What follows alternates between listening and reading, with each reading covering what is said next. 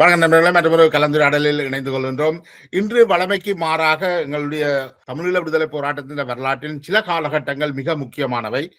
அதே போல நாங்கள் வரலாற்றில் பல்வேறு விடயங்களையும் திருத்தி எழுதலாம் அல்லது வரலாற்றை திருத்தலாம் என்ற அணுகுமுறையோடு பல்வேறு செயற்பாடுகளையும் நடக்கிறத நாங்கள் பார்த்து கண்டு கொண்டிருக்கிறோம். அந்த வகையில வரலாற்றை நாங்கள் அதன் உண்மை வடிவத்துல அறிந்து கொள்றது வலு முக்கியமானது. நாங்கள் உண்மைகளை அடுத்த தலைமுறையினருக்கு விட்டு செல்றதுன்றது ஒரு தவிர்க்க முடியாத ஒரு விஷயம். அதுதான் எதிர்கால சந்ததியினருக்கு தங்களுடைய போக்கை, அரசியல் போக்கை தீர்மானிக்கிறதுக்கு மிகுந்த உதவியாக இருக்கும். அந்த வகையில 1983 ஆண்டு காலகட்டம் கலவரம், வெலிகடை சிறை உடைப்பு போன்ற விடயங்கள் மிக மிக முக்கியமானவை. எங்களுடைய விடுதலை போராட்டத்தினுடைய ஒரு உந்துதல் புள்ளியாக அந்த செயற்பாடுகள் அமைந்திருந்தது. ஒரு கிட்டத்தட்ட தமிழீழ விடுதலை போராட்டம் வீக்கம் பெற்றதன் பின்னணி வெலிகடை படுகொலையும் அதையொட்டி நடந்த அந்த இனக்கலவரம், 83 ஜூலைல திருநெல்வேலியில் நடந்த தாக்குதல், இவைகள் முக்கியமானது. அந்த வகையில அன்றைய காலகட்டத்தில் அரசியல் பரப்புல மிகவும் அறியப்பட்டு மிகுந்த செயற்பாட்டாளராகவும் இருந்தவர், ஒரு சட்டத்தரணியாக இன்றும் பணியாற்றி கொண்டிருப்பார். இலங்கை மற்றும் லண்டன் போன்ற நாடுகள்ல சட்டத்தரணியாகவும் கடமையாற்றக்கூடியவர் ஸ்ரீஸ்கந்தகுமார் அவர்கள் எங்களோடு இணைந்து கொள்கிறார். கனடாவிலிருந்து ஸ்ரீஸ்கந்தகுமார், வணக்கம் ஐயா. வணக்கம். வணக்கம் தேவாலன், நன்றி. அந்த நீங்கள் 83வது ஆண்டு காலகட்டங்கள்ல கொழும்புல வாழ்ந்திருக்கிறீங்களா? நான் 76ஆம் ஆண்டுல இருந்து 91ஆம் ஆண்டு வரையும் கொழும்புல இருந்தேன். நான் 76ஆம் ஆண்டு சட்டக்கல்லூரிக்கு வந்த நாள் தொடக்கம். பிறகு நான் அங்க சட்டத்தனியாக வழிகேட்டு அரசாங்க வழக்கறிஞராக இருந்து, தனிப்பட்ட வழக்கறிஞராக இருந்து போய் 91ஆம் ஆண்டு படிக்கும் வரையும் கொழும்புல இருந்தேன். மற்றது வெலிகடை சிறையில் கைது செய்யப்பட்டு தடுத்து வைக்கப்பட்டிருந்த குட்டிமணி தங்கத்துவர் போன்றவர்களுடைய வழக்குகளையும் நீங்கள் தொடர்பட்டிருக்கீங்களா? அப்படித்தானே? அவங்களோட வழக்கு தொடங்கின ஆரம்ப காலத்துல தொடர்பட்டிருந்தேன், நான் சந்திச்சிருக்கிறேன் அவங்க. அதுக்கு பிறகு வழக்கு தொடங்கி 82ஆம் 83ஆம் ஆண்டு தொடங்கின காலத்துல நான் அரசாங்க வழக்கறிஞராக சேர்ந்தபடியால் எனக்கு அதுல நேரடியாக பிறகு அதை ஃபாலோ பண்ணலாம் போயிடுச்சு. இப்ப அந்த காலகட்டங்கள்ல 83ஆம் ஆண்டு திருநெல்வேலி தாக்குதலும் அதையொட்டி வெலிகடை சிறை உடைப்பும் இடம்பெற்றிருந்தது. இதுகளுடைய பின்னணி தொடர்பில் நீங்கள் என்ன விஷயங்களை அறிஞ்சிருந்தீங்கள் அந்த காலகட்டத்துல?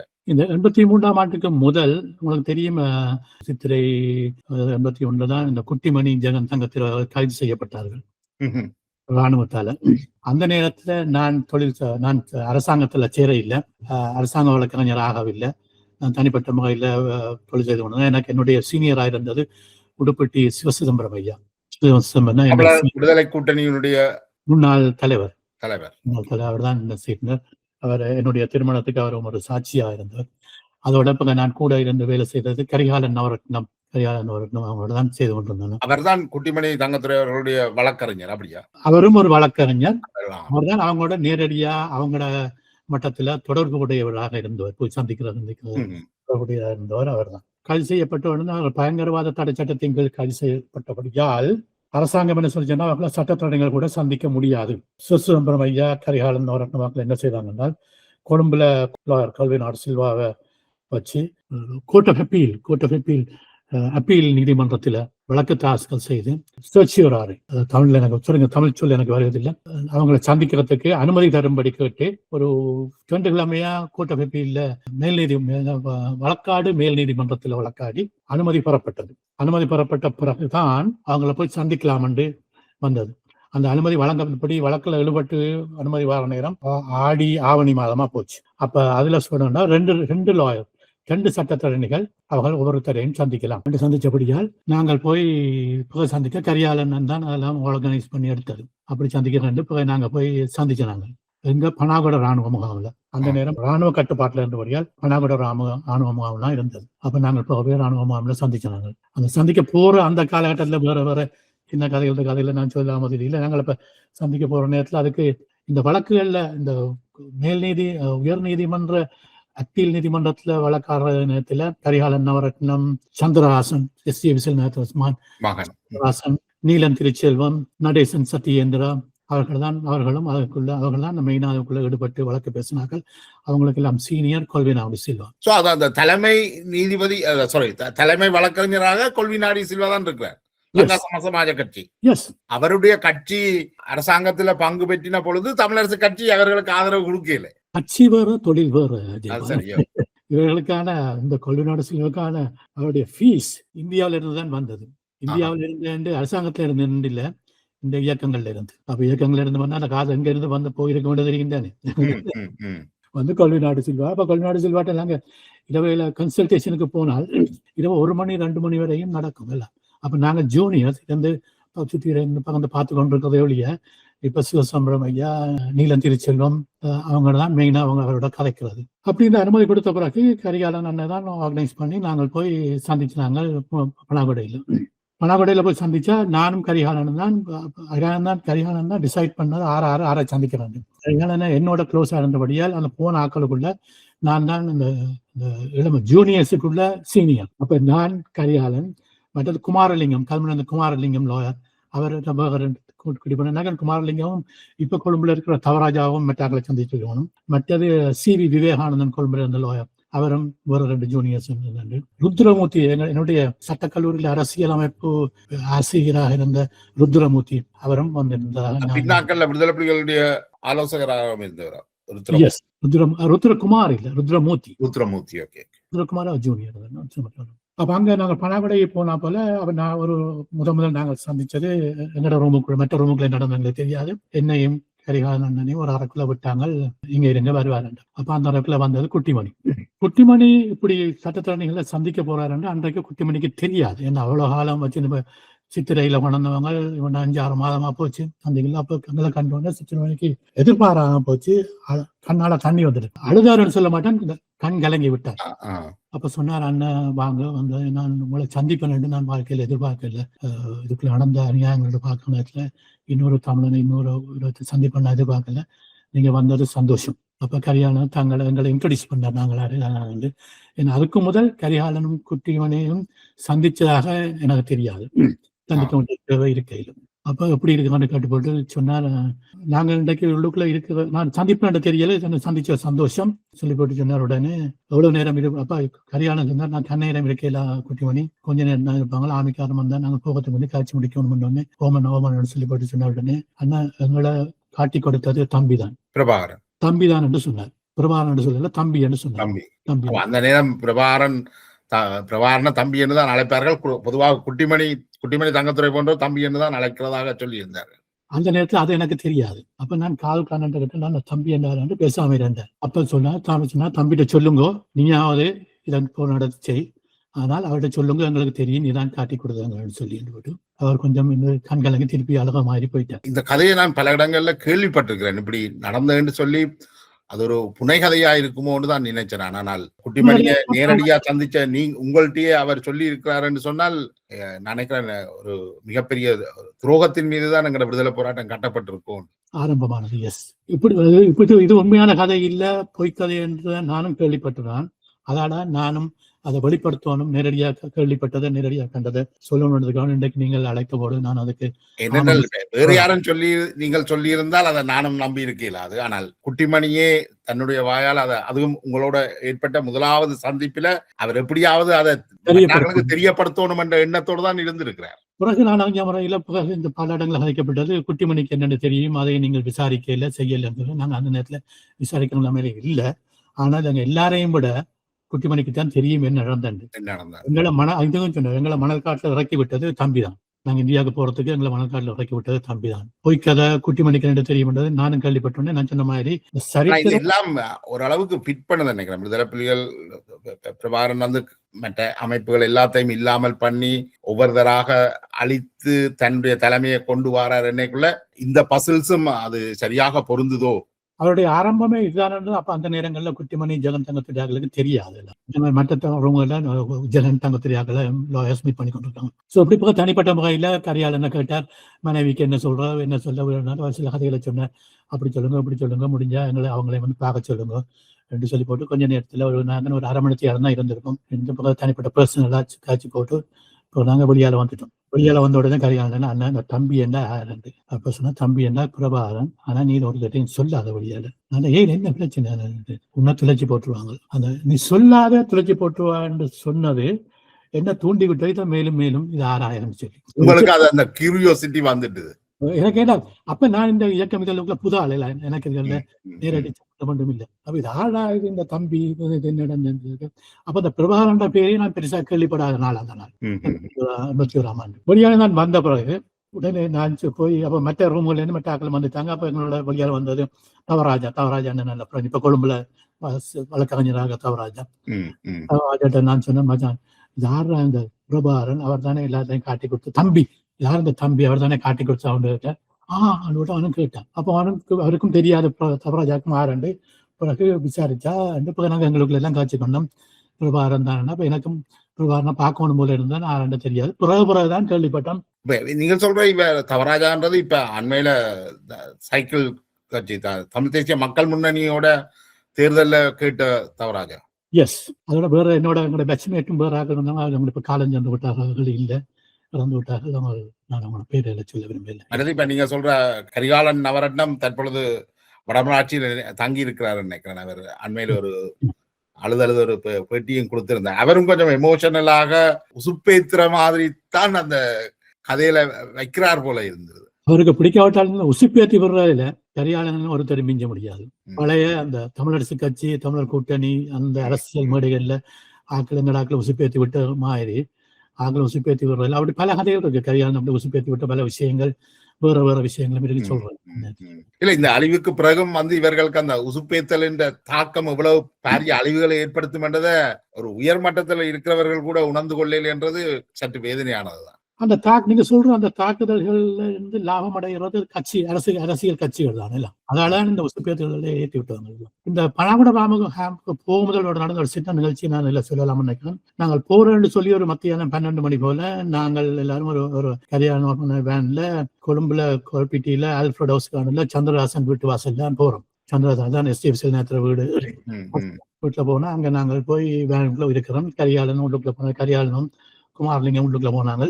அப்ப நினைக்க அந்த நீலம் திருச்சலும் நடேசனும் வந்திருக்கணும். அப்ப ஏன் இங்க நிக்கிறவன் கேட்க, இல்ல சந்திரஹாசனும் பாரு. காத்து நின்று 1:30 மணி 2 மணியா போச்சு. அதுக்கு போக கரிகாலன் தனியத்தான் வந்தார். கரிகாலனும் குமாரலிங்கம் தனியத்தான் வந்தார். அப்ப நான் அவருக்கு சந்திரஹாசன் பேர் இல்லையோ இல்ல குமாரலிங்கம் ஒரு லாயர் அப்ப இருந்தவர். ஒரு ஒரிஜினல் கல்முனை நினைக்கணும். ஆனா அவங்க எல்லாம் அந்த நேரத்துல கட்சியில பெரிய ஈடுபாடு. இப்ப கட்சியில தனியா ஒரு இப்ப முன்னுக்கு SC விஸ்வநாயகம் திருச்செல்லம் இருந்தாலும் பின்னுக்கு ஒரு கேபினெட் இருக்குல்ல அவங்களுக்கு பின்னாடி டிசைட் பண்ணதுக்கு. அப்ப அந்த கேபினெட் ஆளும் வெளியே பப்ளிக்கு தெரியாது. தமிழரசு கட்சி கூட்டணியை பொறுத்த இந்த கேபினெட்ல யார் இருந்தேன்னு சொன்னால், நான் சொன்ன கரிகாலன், குமாரலிங்கம், CV விவேகானந்தன், காங்கிரஸ் கட்சி சார்பாக ருத்ரமூர்த்தி, இப்படி சில எல்லாம் லாயர்ஸ் தான். அவங்கதான் இதுல டிசைட் பண்றது. ஆனா பிறகு வெளியால் சொல்லக்குள்ள கட்சி சொல்லிச்சது என்று சொல்லி தலைவர் சொல்வார். தலைவர் தனி முடிவு எடுக்கிற முடிவில்லை அந்த நேரத்துல அரசு. அப்ப அதனால இவங்கெல்லாம் இந்த பிரெயின் ஆஃப் த பார்ட்டின்னு சொல்றது. அப்ப போக்குல கேட்ட என்னென்ன சந்திரஹாசன் வரையில கேட்க, இல்லடா சொல்லி சொன்னார். கடத்தி போட்டு அவருக்கு கால் வந்தது, அவரை போக வேணாம்னு சொல்லி தெரியாது. யாமினி திசநாயக்க தங்கத்துறை ஆக்களை சந்திக்கிற அந்த அவருடைய வழக்கு தொடர்பா சந்திரஹாசனை போய் சந்திக்க வேண்டாம்னு சொன்னவையோ ரெண்டுதான் கரிகாலன் எங்களுக்கு சொன்னார். நாங்கள் வெயிட் பண்ணி கொண்டிருந்தோம். அப்ப நான் அதை சொல்லி வெயிட் பண்றதுக்கு நாங்க கேட்டோம், ஏன் இவ்வளவு நேரம் வந்து இல்ல சந்திரஹாசன் இவங்க சந்திக்க போற ஆறு சொல்லி ஒரு லிஸ்ட் ப்ரிப்பேர் பண்ணி அதை வீரகேசரி பத்திரிகைக்கு அனுப்பி போட்டு அது கன்ஃபர்ம்டாக வரும் வரையும் எங்களை விட இல்லை போகிறதுக்கு. அங்க பத்திரிகையில போட்டாச்சு, அடுத்த நாள் பத்திரிகையில வாகத்துக்கு போட்டாச்சுன்னு சொல்லி கன்ஃபர்ம்ட் ஆன பிறகுதான் எங்களை போக சொல்லி சொன்னது. அப்பதான் சொல்றேன், தான் வரையில நீங்க போங்க. அப்ப தங்களுக்கு தெரியும் அந்த நேரத்தில் பத்திரிகையில செய்தி வந்துட்டு சந்திரஹாசனம் போறாரு. அடுத்த நாள் வந்துட்டு எங்களை பேர் ஒன்றும் இல்லை பத்திரிகையில. வெண்டை பத்திரிகை எடுத்து பாத்தீங்கன்றால் போன வேண்டிய பேர் வரையிலே ஆனா போகாத பேர் வந்திருக்கு. அப்ப நாங்க அடுத்த நாள் தான் அறிஞ்சோம். இதுதான் நாங்க போய் அங்க ஆல்ஃபிரட் ஹவுஸ் கார்டன்ஸ்ல மணித்தியால கணக்கா வெளியாதுன்றது. ஏன்னா பத்திரிகையில அவங்களோட பேர்ல நாலோட பேர் இருக்கும், சந்திரஹாசன் பேரும் நீலம் திருச்செல்வன் பேரும் மற்றாக்களோட பேரும் இருக்கும். ஆனா என்னுடைய பேர், தவராஜாட பேர், CV விவேகானந்தோட பேருகளை இல்லை. அப்ப நாங்க அடுத்த நாள் பார்த்தா எங்களுக்கு அதை பற்றி ஒரு பெருசா நாங்க சீரியஸா எடுக்கல. வராட்டி பேப்பர் வராட்டி எங்களுக்கு இப்ப யோசிக்க விளங்குது. இந்த பத்திரிகை தொடர்பாக செய்திகளும் இப்படித்தான். அந்த நேரத்தில் நாங்கள் ஒரு வயது குறைஞ்ச இளம் இருந்தபடியால் இதெல்லாம் பெரிய பாரதூரமா எடுக்க இல்லை. ஆனா அந்த நேரத்துல சந்திரஹாசனுக்கும் சரி, நீலம் திருச்செல்வனுக்கும் சரி, தாங்களும் போய் குட்டிமலை ஜெகதனை சந்திச்ச மண்டத்தை பத்திரிகையில வர விரும்பினார்கள் அரசியல் நோக்கங்களுக்காக. அப்படி பத்திரிகையில வந்தது. வந்து இதை பார்த்து முழு தமிழ் சமுதாயமும் நம்பிச்சு இவங்கதான் சொல்லி. ஆனா உண்மையா அங்க வேற இல்லை. நான் அதுக்கு காரணம் அவங்களோட தனிப்பட்ட உறவு அரசியல் கட்சியோட, அதெல்லாம் காமினி திசுநாயகர் என்றுதான் சொன்னார் கரிகாலனுங்களுக்கு. காமினி திசுநாயக்கு தெரியும் இவர்கள் போகவில்லை என்று, தமிழ் மக்கள் இவர்கள் தான் போயிருக்கிறார்கள் என்று நச்சு கொண்டிருக்கிறார்கள். ஆனா உண்மையில போனது நீங்கள் 2 பேர். நினைக்கிறேன் 80களில் வந்த இன்னொரு விஷயம் வந்து தமிழர் விடுதலை கூட்டணி வந்து ஜே.ஆர். ஜெயவர்தனாவுக்கு தன்னுடைய முழு ஆதரவையும் தெரிவிக்குது. எலெக்ஷன் தேர்தலுக்கு முதல் நாள் ஒரு வீரேசரி ஒரு செய்தியை வெளியிட்ட அப்படியும் ஒரு அந்த காலகட்டத்தில் இடம்பெற்றது. ஓகே, இல்ல அது இப்படித்தான் பத்திரிகை கொண்டு சொல்றது. பத்திரிகையில வந்த பிறகு ஸ்டாண்ட்ஸை மாத்துறது, போட பண்ணி போட்டும் பிறகு நிலைமையை மாத்துறது. இப்ப அந்த குட்டிமணி தங்கத்துறை குட்டிமணி அவர்களுடைய வாழ்க்கை என்றது கிட்டத்தட்ட ஒரு கல்வெட்டுத்துறையை சேர்ந்த ஒரு கடத்தல் தொழில ஈடுபட்ட நபர்களாகத்தான் இவர்கள் போராட்டம் என்றதிலும் பார்க்க கடத்தல் போன்ற விடயங்கள்ல தான் இவர்கள் ஈடுபட்டிருந்திருக்கிறார்கள். அதோட இயல்பாகவே வந்த அரச எதிர்ப்பு இவர்களை போராட்டத்தை நோக்கியும் தள்ளி இருக்கு. நீங்கள் எப்படி உணர்ந்தீங்களா அவர்களுடைய அந்த அணுகுமுறைகள்? நீங்கள் எத்தனை நேரம் சந்திச்சீங்க? நீங்க அரசுல ஒரு 2-3 தடவை தான் போயிருப்பேன். பிறகு நான் ஆகஸ்ட் அரசாங்க வழக்கறிஞராக போயிட்டேன். அதால எனக்கு பிறகு போயிட்டு பிறகு மற்ற தவராஜா மற்றாக்கெல்லாம் போனது. அது பிறகு கரிகாலன் சிவசிதம்பரமாக்கள், பிறகு வழக்கு கொழும்புல பில்லோஸ்ல ட்ரையல் நடக்கும். 83 ஏப்ரல் வரையும் ட்ரையல் நடந்தது. எல்லாம் அந்த வழக்கில வந்து இப்ப குட்டிமணி தங்கதுரை போன்ற குட்டிமணிக்கு வந்து அவ்வளவு தூரம் தமிழ் ஆற்றல் இருந்த ஒருவராக சொல்லப்படல. ஆனால் அவருடைய நீதிமன்றத்தில் அவர் வழங்கின சாட்சியம் வந்து திரு நவரத்னம் அவர்களால் எழுதி கொடுக்கப்பட்டதா அல்லது வேறு யாராவது ஒரு சட்டத்தனியால்தான் எழுதி கொடுக்கப்பட்டதாக சொல்லப்பட்டது. அதாவது தன்னுடைய கண்களை வந்து கண்ணில்லாத ஒருவருக்கு தமிழீழத்தை பார்க்க அர்ப்பணிக்க வேண்டும் என்று சொன்ன அந்த விடயங்கள். நீங்கள் என்ன நவரத்னம் என்று வேறு நவரத்தை கொண்டு வாரீங்கள். இது என்ன ஒரு கரிகாலன் நவரத்னம் கரிகாலன் நல்ல கேள்வி நீங்கள் கேட்டது. அந்த அளவு தமிழ் புலமை குட்டிமணி ஜெகந்தங்க இருக்க இல்லை. அவங்கள ட்ரெயின் பண்ணி விட்டது கரிகாலன் தான். எப்படி சாட்சி சொல்றேன் என்ன சொல்றேன். இப்ப நீங்க சொல்ற அந்த எனது கண்களா தங்கத்துறையிட்டையும் அந்த ஆற்றல் இருக்கு இல்லையா? நான் தங்கத்துறையோட நேரடியா பெருசா இருக்க இல்லை. நேரடியா சந்திச்சது ஒரு நேரடியா டீல் பண்ண இல்லை. ஆனால் ஒரு தட்டையுமே இல்லை. நீங்க சொன்ன மாதிரி அவர்கள் மெயினா அவங்களோட தொழில் இதுதான், கடத்தல் தொழில். அதில் ஈடுபட்டிருந்தவங்க. அவங்களுக்கு ஒரு அரசியல் சாடையை கொடுத்தது இந்த தமிழ் கட்சிகள் தங்களுடைய லாபத்துக்காக வேண்டி. அவங்களும் தங்களுக்கு லாபமா இருந்தது. இப்படி அரசியல் சாடை இருந்தால் சொல்லி திசையை மாற்றி அவங்களும் தங்களுக்கு சாதகமா ஒரு கிரிமினல் எலிமெண்ட்ஸ்ல இருந்து ஒரு லிபரேஷன் எலிமெண்டா ஆகுறதுன்றது அல்லது ஒரு விடுதலை சாயத்தை பூசிக்கொள்றதும் வந்து ஒரு அவர்களை பொறுத்தவரைக்கும் ஒரு நல்ல விஷயம் தானே. நீங்க சொன்ன மாதிரி அந்த விடுதலைன்றது வெறும் சாயமே ஒழிய அவர்கள் செய்த தொழில இருந்தவர்கள் எந்த மாற்றமும் செய்ய இல்லை. விடுதலை எடுத்த பிறகும் அங்கிருந்த இலங்கை வடகிழக்குல இருந்த எல்லா வங்கிகளை கொள்ளையடித்ததை தவிர வேறு ஒன்றும் செய்ய இல்லை. ஆக்களை கடத்தி காசு பறிச்சதும் வங்கிகளை கொள்ளையடிச்சதும் தான் நாங்களும் செய்த வேலை. விடுதலை என்ற ஒரு சாயம். அந்த சாயம் பிற்காலத்துல மற்ற தமிழ் மற்ற தமிழ் இயக்கங்களும் அதை அப்படியே பின்பற்றி கொண்டிருந்தது. நீங்கள் இந்த கண்கள் தமிழ் அந்த அறிக்கையை அந்த அவருடைய சாட்சியத்தை எழுதி கொடுத்தேன்னு சொல்றதுல அதை பற்றி நீங்க ஏதாவது அறிஞ்சிருக்கிறீங்களா? அந்த எனது கண்களாவது தமிழகத்தை பார்க்கணும் சாட்சியம் இல்லை.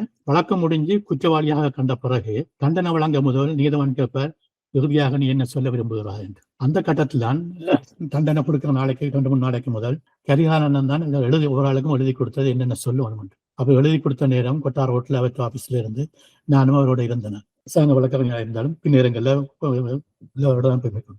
அவர் தான் இப்படி ஒன்று எழுதி கொடுத்தது.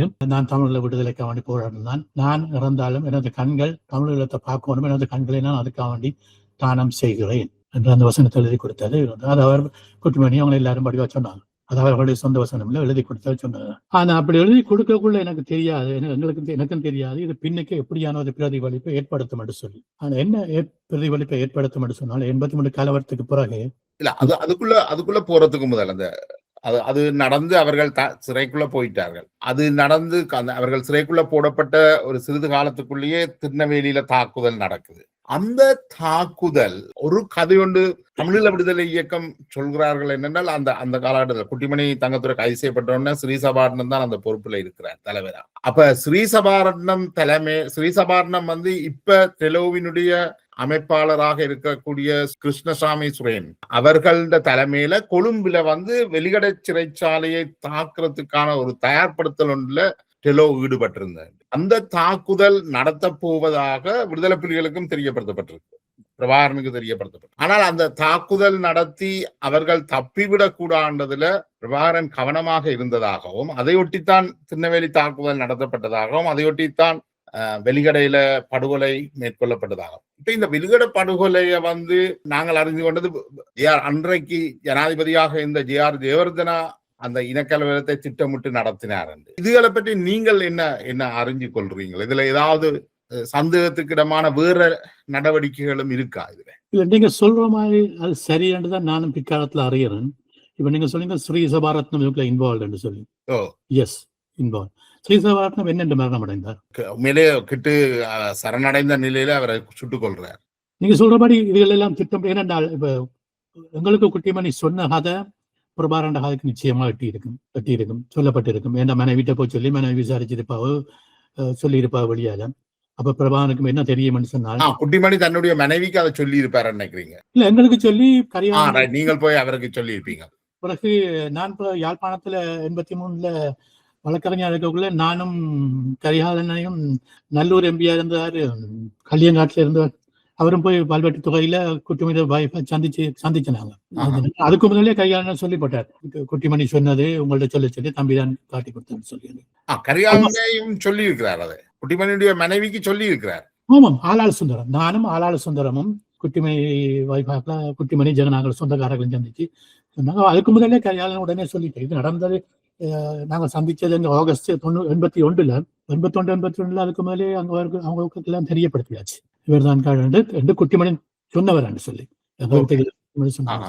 அப்ப அந்த கதை நிச்சயமா வழியால போயிருக்கும். அப்ப அதிலிருந்து விளங்கி இருக்கும் பிரபாகரனுக்கு இந்த குட்டிமணி ஜெகநாக வெளியால வந்தா தங்களுக்கு என்ன நடக்கும். அப்ப அவங்களை அழிக்க வேண்டிய ஒரு தேவை மிக முக்கியமாக பிரபாகரனுக்கு இருக்கு. அந்த திட்டமிடல தான் 83 பலாளி தாக்குதல் நடந்து 83 கலவரம் நடந்தது என்று சொல்லப்படுகிறது. அப்படி ஒரு தியரி இருக்கு.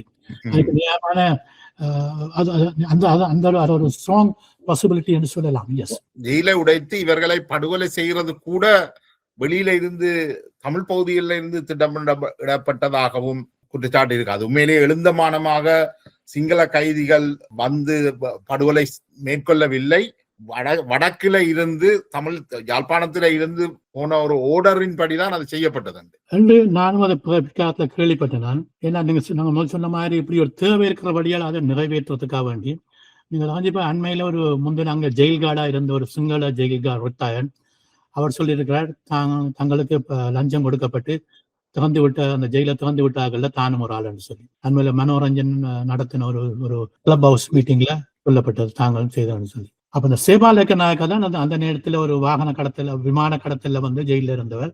சேபாலேக்க நாயக்காவை கண்டாக்ட் தொடர்ந்து கொண்டு அவருக்கு லஞ்சம் கொடுத்தது அவர் தான் இதை செய்தார் சொல்லி சேபாலேக்க நாயக்கா அந்த நேரம் ஜெயில இருக்கிறார். வழக்கு முடிஞ்ச பிறகு பனாகொடையில இருந்து இவங்களை எல்லாரையும் வெளிக்கடை ஜெயிலுக்கு மாத்தியாச்சு.